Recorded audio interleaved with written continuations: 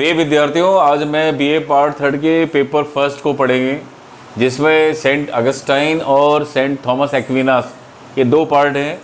और ये दोनों ईसाई मत को मानने वाले विचारक हैं और पश्चिम राजनीतिक विचारकों में ये दो ऐसे विचारक हैं जो धर्म की बात करेंगे और धर्म को राज्य से जोड़ेंगे। और धर्म इनका आप जानते हैं ईसाई धर्म की बात करेंगे। तो ये पहला पार्ट होगा सेंट अगस्टाइन का, और दूसरा जो है विचारक हैं वो है सेंट थॉमस एक्विनास। तो इसलिए आज हमारे दो पार्ट होंगे, परीक्षा के लिए भी महत्वपूर्ण है और हमें पश्चिमी राजनीतिक विचारकों को समझना है, तो इन दो विचारकों को भी समझना जरूरी है। जिन राज्यों में न्याय नहीं रह जाता वे डाकुओं के झुंड मात्र कहे जाते हैं। ये सेंट अगस्टाइन ने कहा था। इनका जन्म 354 ईसा पूर्व में उत्तरी अफ्रीका में रोम के एक प्रांत नुमीडिया में हुआ।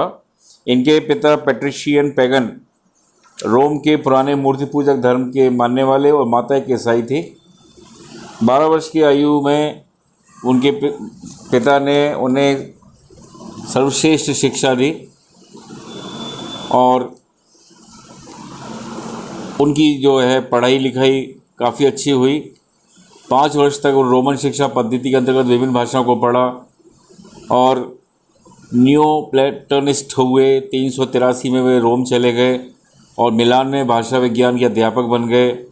फिर वहाँ उनकी मुलाकात बिशप सेंट एम्ब्रोज से हुई, जिन्होंने रोमन सम्राट की सत्ता को ये कहकर चुनौती दी कि उसे चर्च के क्षेत्र में हस्तक्षेप करने का अधिकार नहीं है। तो एम्ब्रोज के साथ से प्रभावित होकर ये ईसाई धर्म में शिक्षित हो गए और 391 ईस्वी में वे उत्तरी अफ्रीका में हिप्पो का बिशप बन गए और जीवन के अंत तक वहीं रहे। इनकी रचनाएं जो हैं वो है डी सिविटास डाई, जो अंग्रेजी में दी सिटी ऑफ गॉड अर्थात ईश्वरी राज्य के नाम से बनी। 25 खंड में ये बनी और इसको बनाने में ही 15 वर्ष का समय लगा। तो इस ग्रंथ के अंदर इतने अधिक विविध विषय हैं कि प्रोफेसर सेबाइन इसे विचारों की खान कहते हैं। इनका दूसरा ग्रंथ है कन्फेशंस, जिसमें उन्होंने अपनी जीवनी के साथ ये बताया कि ईसाई धर्म को क्यों और कैसे स्वीकार किया। ये 1 लाख शब्दों का ग्रंथ ईश्वर को संबोधित करके लिखा है। अब हम इनकी जो मुख्य बातें हैं वो है विचार। एक है 2 राज्यों की धारणा। उनकी धारणा के 2 राज्य हैं, सांसारिक राज्य या शैतान का राज्य और ईश्वरीय राज्य। उन्होंने 2 राज्यों की धारणा का प्रतिपादन व्यक्ति के दोहरे स्वभाव के आधार पर किया है। उनके विचारानुसार व्यक्ति के स्वभाव के 2 रूप हैं, एक सांसारिक राज्य जो इस शरीर से संबंधित होता है, दूसरा आध्यात्मिक जिसका संबंध आत्मा से होता है। अपनी इसी द्विमुखी प्रकृति के कारण व्यक्ति लौकिक व देवी 2 समाजों का सदस्य है। लौकिक समाज का सदस्य सांसारिक वासनाओं और प्रवृत्तियां हैं। देवी समाज का आधार आत्मिक शांति और अमृतत्व की भावना है। अगस्टाइन ने दोनों राज्यों से उदाहरण देते हुए लिखा है कि रोमन साम्राज्य सांसारिक राज्य का रूप है और ईसाई चर्च समाज ईश्वरीय राज्य का प्रतीक है। अब इनकी तुलना कैसे हो सकती है? नंबर 1 है लक्ष्य। सांसारिक राज्य का लक्ष्य क्या है? शक्ति प्राप्त करना, जबकि ईश्वरीय राज्य का लक्ष्य है न्याय की प्राप्ति। दूसरा है आधार। आधार की दृष्टि से सांसारिक राज्य शैतान का राज्य है जिसका आधार आत्म प्रेम है, जबकि ईश्वरीय राज्य ईसा मसीह का राज्य है जिसका आधार ईश्वर से प्रेम है। तीसरा है सदस्यता की दृष्टि से।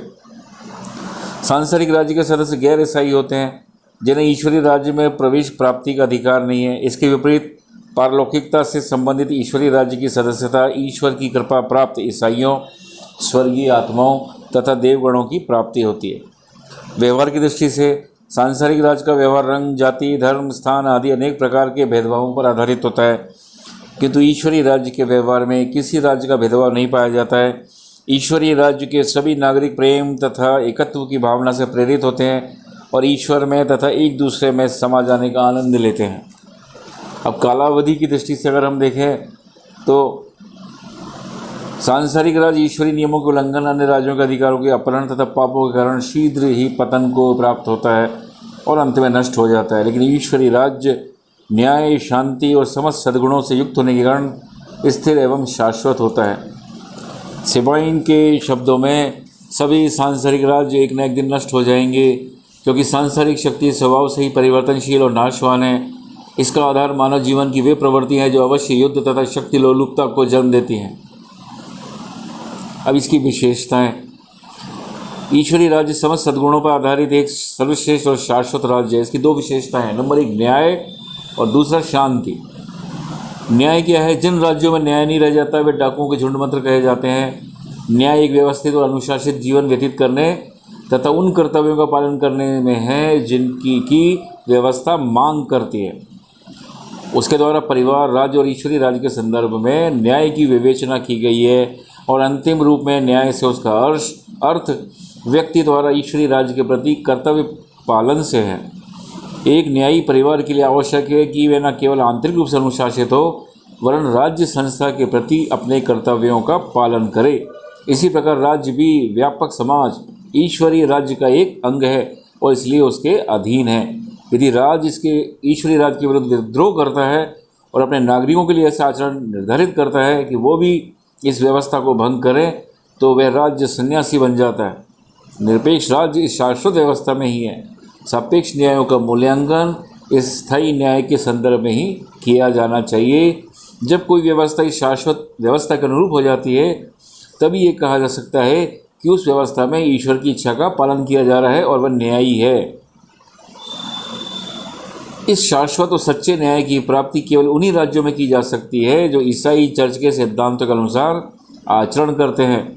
मूर्ति पूजक राज्यों में पाया जाने वाला न्याय सापेक्षिक है, निरपेक्ष नहीं। इसलिए ये धारणा प्लेटो के समान प्रतीत होती है, लेकिन एक अंतर है। प्लेटो के अनुसार राज्य सर्वोच्च इकाई है और वह न्याय का अध्ययन राज्य के संदर्भ में करता है। देखिए, अगस्टाइन के अनुसार न्याय एक अधिक व्यापक समाज ईश्वरीय राज्य का एक अंग और उसके अधीन है। उसके द्वारा न्याय का अध्ययन ईश्वरीय राज्य के संदर्भ में किया जाता है। अब हम शांति की बात करते हैं। अगस्टाइन के ईश्वरीय राज्य की दूसरी विशेषता क्या है? शांति। सामान्यतः शांति का अर्थ युद्ध अथवा संघर्ष का अभाव माना जाता है, लेकिन अगस्टाइन ने युद्धों के निराकरण का कोई प्रस्ताव नहीं रखा है और कुछ परिस्थितियों में यह युद्ध को न्यायोचित भी मानता है। उसने शांति के प्रश्न पर निषेधात्मक दृष्टिकोण के बजाय सकारात्मक दृष्टिकोण से विचार किया है। उसके अनुसार सद्भावना और सामंजस्य में भागी व्यक्तियों के सकारात्मक संबंध ही शांति है। प्रत्येक समाज का, चाहे वो पृथ्वी का हो या स्वर्गीय, उद्देश्य क्या है? शांति प्राप्त करना है। शांति के भी दो रूप होते हैं, सांसारिक शांति और आध्यात्मिक शांति। सांसारिक शांति का तात्पर्य सांसारिक व्यवहारों में सामंजस्यता का होना है। इसके विपरीत आध्यात्मिक शांति का लक्ष्य ईश्वर तथा ईश्वर में समाये हुए व्यक्तियों में एकाकार होना है और आध्यात्मिक शांति ही परम शुभ और मानव जाति का चरम लक्ष्य है। शांति सांसारिक और आध्यात्मिक दोनों के लिए दो शर्तें आवश्यक हैं। पहला, समस्त मनुष्य एक ही विश्व व्यवस्था के अंग होने चाहिए और वे एक ही सार्वभौमिक कानून के अधीन होने चाहिए।